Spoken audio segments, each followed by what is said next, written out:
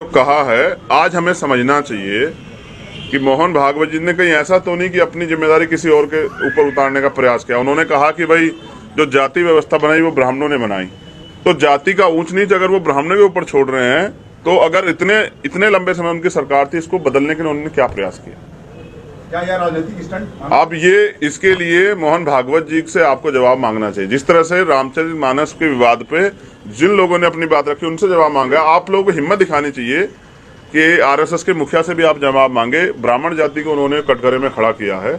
हम तो लंबे समय से मानते हैं कि जात हम लोग आप लोगों के माध्यम से मांगेंगे। तो मैं ये कहना चाहता हूं कि अगर ये सत्य है तो फिर ये बुरा है कि जिन लोगों ने फिर जाति बनाई उन्होंने अपने आप को ऊपर रखा और बाकी लोगों को नीचे रखा। तो ये अपमान की शुरुआत जहाँ से उसका खात्मा होना चाहिए। इंसान होता है। क्या मोहन भागवत दलितों का वोट हासिल करना चाहते हैं 2024 में? ऐसा है क्या? मोहन भागवत जी, अब आप स्पष्ट मुद्दे पे आ रहे हैं कि मोहन भागवत जी और बीजेपी एक ही है।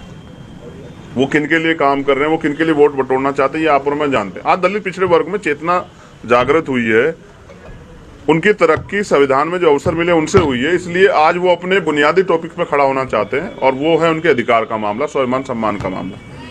तो एक दूसरे पे के पाले में गेंद फेंकने से अच्छा मोहन भागवत जी कहते हैं कि हम इस देश में जाति व्यवस्था खत्म करने की शुरुआत कर रहे हैं। मतलब पंडितों को उन्होंने टारगेट कर दिया है।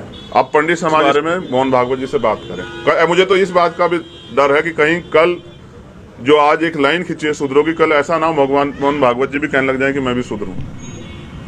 तो मेरा क्या मौर्य और अखिलेश यादव भी लगातार मुद्दे को उठा रहे हैं और भाजपा भी इसका जवाब दे रही है। क्या आपको क्या लगता है इन दोनों में?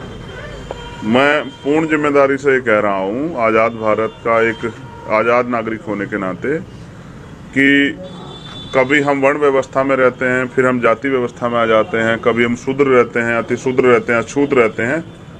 आज हम संवैधानिक रूप से हमें पहचान SC ST OBC माइनॉरिटी के रूप में मिली है, जनरल के रूप में मिली है, लेकिन आज भी इस प्रदेश और देश में SC ST OBC माइनॉरिटी के लोग बुनियादी अधिकारों से वंचित हैं।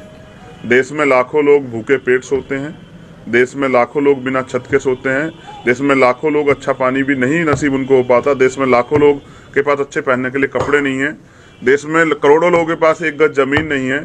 ये तमाम तरह की बुनियादी समस्याएं जो लोकतंत्र के आने के बाद, सरकारों को अवसर मिलने के बाद खत्म हो जानी चाहिए, आज तक भी वो खत्म नहीं हुई। तो रामचरितमानस से ज़्यादा इन वर्गों के लोगों की तरक्की पे हम लोग बात करें, जानवरों से ज़्यादा आजकल जानवरों पे खूब चर्चा आती, इंसानों पे चर्चा हो जाए, ये मेरा मकसद है। और हमारी राजनीति भी इन्हीं वर्गों के उत्थान के लिए, इसलिए मेरा प्रयास है। मैंने कल भी कहा और कई दिन पहले से मैं लगातार कह रहा हूं कि अगर किसी समाज को किसी भी काव्य महाकाव्य में अगर कोई अपमानजनक टिप्पणी कही गई है, तो उससे अगर आज वो समाज पढ़ लिख के उस बात को समझ के अपमान महसूस कर रहा है, तो जिन लोगों ने उनकी ठेकेदारी ले रखी है उन काव्य महाकाव्यों की, तो उनको उसमें तब्दीली करनी चाहिए। अगर वो उसमें तब्दीली नहीं करते तो इसका मतलब आज भी उनकी सोच उसी घटिया दर्जे की है कि आज भी वो इन जातियों को, समूह को, चाहे महिलाओं हो या शूद्रों को अपमानित जीवन जीते हुए देखना चाहते हैं। ये लोकतंत्र में बर्दाश्त और संविधान में बर्दाश्त करने योग्य नहीं है। रामचरितमानस में जो भी चीजें कही गई हैं उसमें बदलाव होना चाहिए, जैसा कि स्वामी प्रसाद मौर्य कह रहे हैं, अखिलेश यादव। आपने पढ़ी होंगी वो।